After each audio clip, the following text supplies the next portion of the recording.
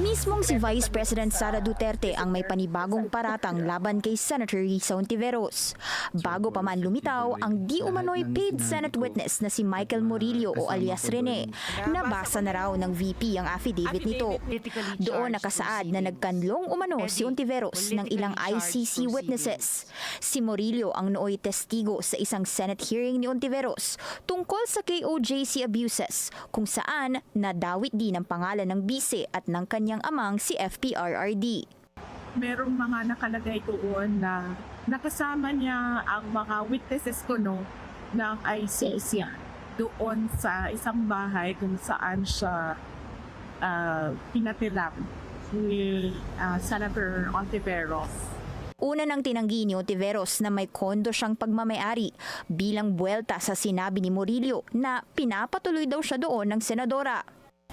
He was moved between safe houses because he was afraid that his life was in danger.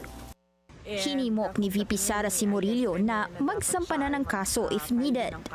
Dapat gawin niya din yon para nasasabi niya yung totoo sa loob ng korte at nakakasagot din ng maayos yung mga akusado sa loob din ng korte.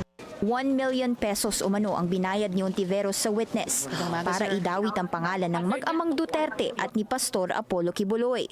Humirit na ng kasong cyber libel si Hontiveros laban kina Murillo at iba pang vloggers na sangkot umano sa paninira sa kanya. Si Murillo ay isa sa 14 witnesses na naglahad ng sexual at physical abuses sa loob ng property ni Kibuloy at nagsabing nakita niya ang mag-amang Duterte na lumabas doon nang may dalang mga bag ng armas. Nananatiling detained si Kibuloy na naharap sa patong-patong na kaso kabilang ang non-bailable qualified human trafficking. Para sa agenda, Hannah T, Bilyonaryo News Channel.